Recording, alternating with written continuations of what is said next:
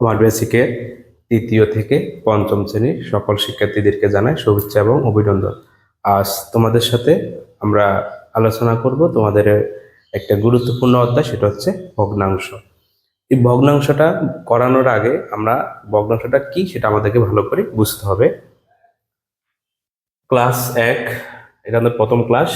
ভগ্নাংশ, যদি আমি ভেঙে লিখি ভগ্ন যোগ অংশ, তার নাম হচ্ছে ভগ্নাংশ। ভগ্ন মানে কি? ভাঙ্গা। আর অংশ মানে অংশ, ভাঙ্গা অংশ বা খণ্ড অংশ, এটা হচ্ছে ভগ্নাংশ। মানে এখানে ভাঙ্গা ভাঙ্গা অংশ নিয়ে আমাদের কাজ হবে। সংজ্ঞাটা কি? একটি বস্তুকে, একটা বস্তু মানে কি? হইতে পারে একটা বিস্কিট বা হইতে পারে একটা আপেল, যেটাই বলি, একটি বস্তুকে কয়েকটি সমান অংশে, তাহলে ভাগটা কেমন হতে হবে? সমান অংশে ভাগ করলে, সমান অংশে ভাগ করলে যে অংশগুলো পাওয়া যায় তা প্রকাশ করার মাধ্যমকে ভগ্নাংশ বলে। ওকে, দেখো এখানে ধরো একটা বিস্কিট, এখানে কয়টা বিস্কিট? একটা বিস্কিট। এখানে কিন্তু কোনো ভাগ করা হয় নাই। এখন ধরো এই বিস্কিটটা আমরা দুইজন মিলে খাবো, তাহলে এখন দেখো এখানে যদি আমি দুইটা ভাগ করি, তাহলে এখন কয়টা অংশ আছে? এখানে দুইটা অংশ। পরিমাণটা দেখো, এখানে কয়টি অংশ হয়ে গেল? এখানে দুটি অংশ হয়ে গেল। পরিমাণটা নিচে থাকবে। আর আমি দুইটা অংশের মধ্যে আমি খাবো একটা অংশ, ঠিক আছে? আবার এই দুইটা অংশের মধ্যে আরেকজনে নেবে একটা অংশ, ঠিক আছে?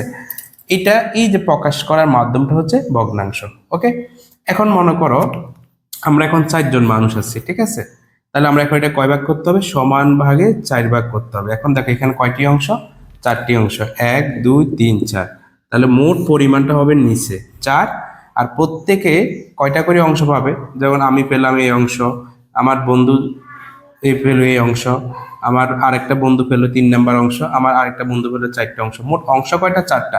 প্রত্যেকে কয়টি করে পাবে? একটি করে। এটা হচ্ছে 4/3। এখন যদি বলি যে বন্ধু আমাকে 3 ভাগ দাও, তাহলে আমার হবে কি?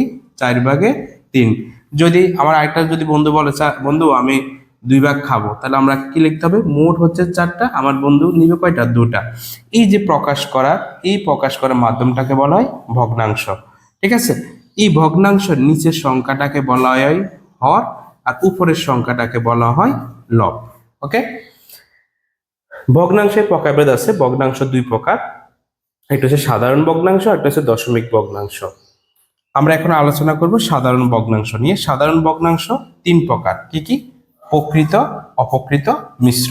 আমরা পরের স্টেপে প্রকৃত, অপ্রকৃত, মিশ্র নিয়ে আলোচনা করব। আশা করি তোমরা বুঝতে পারছো। ধন্যবাদ সবাইকে।